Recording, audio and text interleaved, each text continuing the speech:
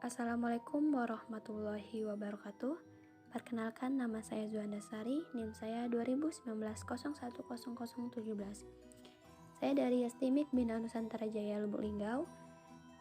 Pada kesempatan ini saya akan menjelaskan tentang tugas interaksi manusia dan komputer atau biasa disebut dengan IMK, yaitu tentang prototype yang diampu oleh Ibu Feradila Amelia, MKOM. Langsung saja, saya akan menjelaskan tentang prototipe yang sudah saya buat, dan silakan menyaksikan.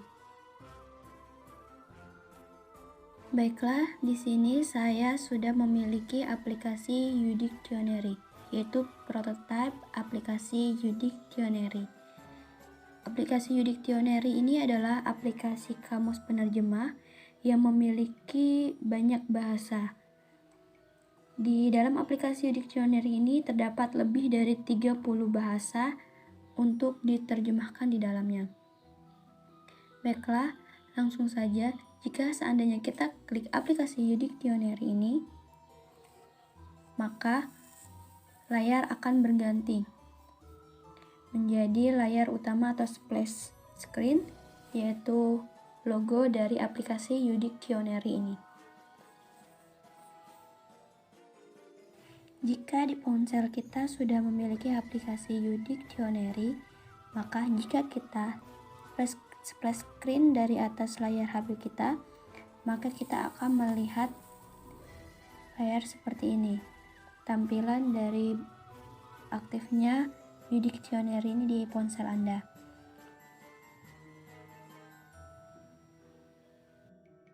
Jika kita kembalikan, kita akan bertemu kembali pada layar logo dari aplikasi Dictionary.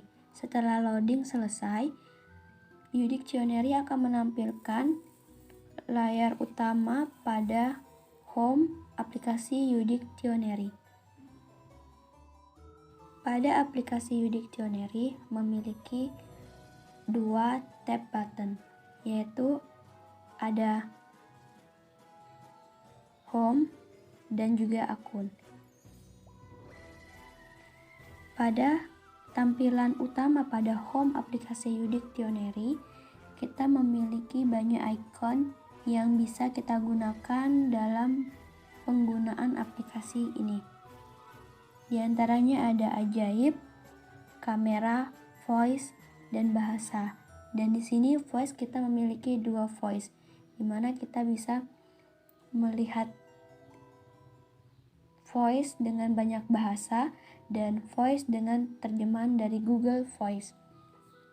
Langsung saja, jika kita ingin menggunakan aplikasi Dictionary, kita akan mengklik bagian dari layar teks yang ada pada aplikasi Dictionary. Tapi sebelumnya, kita akan atur terlebih dahulu bahasa yang akan kita gunakan pada aplikasi Dictionary. Yaitu cara mengatur aplikasi pada bahasa pada aplikasi Dictionary. Yang pertama, kita akan mengklik bagian bahasa yang ada di atas layar Dictionary. Ketika kita klik, akan tampil seperti berikut. Background layar pada Dictionary itu dominan berwarna putih. Dan ketika kita mengklik bahasa yang akan kita gunakan, akan timbul banyak bahasa yang ada, mulai dari bahasa Inggris, Indonesia, Albania, dan sebagainya. Setelah kita mengatur bahasa yang akan kita gunakan, kita klik kembali dan akan muncul layar utama dari home aplikasi Dictionary tersebut.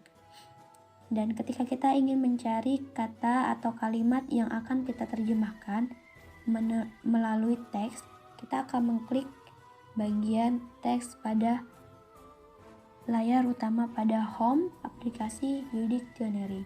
Ketika kita klik, dia akan muncul layar seperti ini, yaitu ada pilihan Arial, Cloud, Reflex, dan lain-lain. Ketika kita ingin mencari artinya, kita tinggal memasukkan kalimat atau teks tersebut di bagian teks yang ada pada aplikasi New Dictionary. Selanjutnya, aplikasi akan memunculkan arti dari teks yang kita masukkan. Ketika kita pencet kembali, kita akan menuju pada halaman utama home aplikasi Dictionary itu kembali. Setelah itu kita akan mencari arti kata menggunakan icon ajaib. Ketika kita mengklik icon ajaib, maka akan tampil build atau tanda bulat seperti kaca pembesar yang akan membantu kita mencari arti dari kata yang kita butuhkan. Kita bisa menggerakkannya menggunakan jari kita. Kita arahkan build tersebut ke arah kata yang akan kita terjemahkan.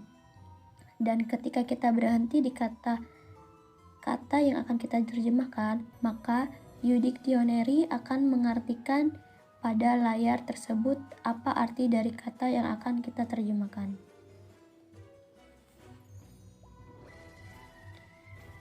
Dan bukan hanya itu, build yang ada akan tetap bertahan di antara sudut-sudut layar handphone kita sebelum kita matikan terlebih dahulu.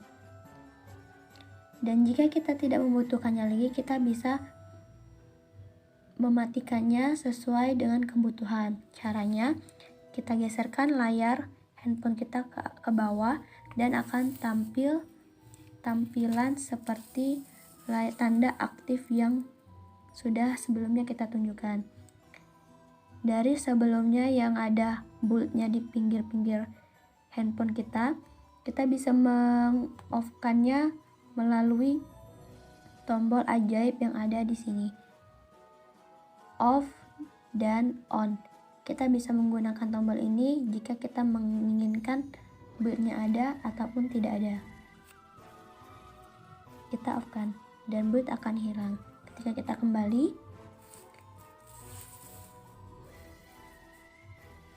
maka layar utama pada home aplikasi Dictionary akan muncul kembali. Setelah itu, kita akan menggunakan icon kamera yang ada pada aplikasi Dictionary ini. Ketika kita mengklik icon kamera, maka akan muncul layar kamera dengan petunjuk teks untuk kita mengambil gambar dari kamera Dictionary ini. Pada layar atau splash screen dari icon kamera Dictionary, kita memiliki banyak pilihan. Ada bahasa dan juga ada gambar.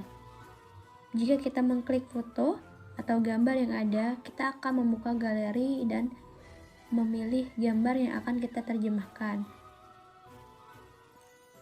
Tapi sebelumnya kita atur bahasa seperti kita mengatur bahasa pada awal. Dan ketika kita ingin mengambil gambar, kita ambil gambar melalui gambar kamera yang ada pada layar utama. Dan Dictionary akan mengartikan atau menerjemahkan kata-kata yang ada pada gambar yang sudah kita ambil. Dan ketika kita kembali, kita akan kembali pada layar utama home yang ada pada aplikasi Dictionary ini. Setelah icon kamera, kita juga memiliki icon voice, yaitu icon voice yang jika kita klik akan tampil percakapan dari banyak bahasa.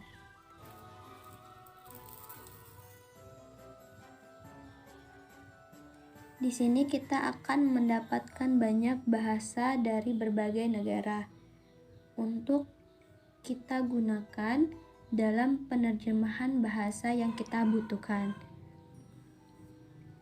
Kita tinggal memilih bahasa yang kita butuhkan untuk diterjemahkan. Setelah itu, aplikasi Udiktionary akan menerjemahkan voice yang sudah kita kirim ke bahasa yang sudah kita atur sebelumnya. Kita pencet kembali dan kita kembali ke layar utama pada aplikasi Udiktionary ini. Pada layar utama Home aplikasi Udiktionary ini, kita memiliki dua voice. Yang pertama tadi kita menjelaskan bahwa voice pertama menggunakan percakapan itu dalam berbagai bahasa, dan yang kedua ada voice yang paling atas yang jika kita klik akan muncul pilihan dari bahasa yang sudah kita atur sebelumnya, yaitu bahasa Inggris dan Indonesia. Jika kita mengklik bahasa Inggris, maka kita akan menerjemahkannya ke dalam bahasa Inggris. Dan jika mengklik Indonesia, kita akan menerjemahkannya ke bahasa Indonesia. Maka kita akan mengklik English dan akan ada tampilan Google Voice yang akan menerjemahkan voice yang kita sampaikan. Di sini kita tadi mengklik bahasa Inggris karena kita akan berbicara bahasa Indonesia dan akan diterjemahkan ke dalam bahasa Inggris. Ketika kita kembali, kita akan menuju kembali ke layar utama pada tab Home aplikasi Udiktionary ini. Setelah voice, kita di sini memiliki icon bahasa atau tata bahasa. Dan jika kita klik icon tata bahasa, akan muncul layar dari hasil icon tata bahasa, yaitu cek tata bahasa. Di sini kita bisa melihat benar atau tidaknya bahasa yang kita gunakan dalam penulisan. Dan kita juga bisa membenarkan bahasa yang salah dalam penulisan. Google Voice yang sudah kita gunakan akan memberikan teks pada tata bahasa, ataupun teks yang kita masukkan ke dalam tata bahasa akan dikoreksi oleh Udiktionary ini. Ketika kita periksa, teks akan diperiksa oleh Udiktionary ini, dan kita akan mengecek kembali apakah kata yang kita gunakan itu benar atau tidak. Dan kita akan kembali pada layar utama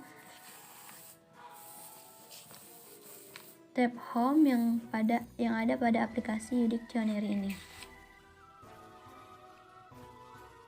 Di sini kita memiliki dua tab button. Yang pertama itu ada Home dan Akun. Nah, yang sudah kita jelaskan barusan adalah bagian tab button Home. Sekarang kita akan mengklik tab button Akun. Dan jika kita klik tab button Akun, akan tampil seperti layar ini. Banyak pilihan yang ada pada tab akun, yaitu antara lain ada paket offline, layar kunci kata, bahasa layar, kata saya, pengaturan, berikan rating, umpan balik, survei, kepuasan, bagikan, dan kebijakan privasi. Icon-icon yang ada itu berfungsi untuk mengatur akun yang kita miliki di Udiktionary ini.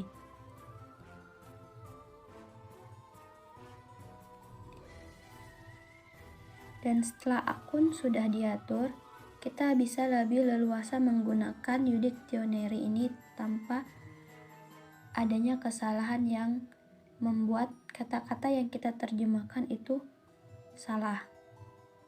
Dan kita klik kembali, kita akan kembali pada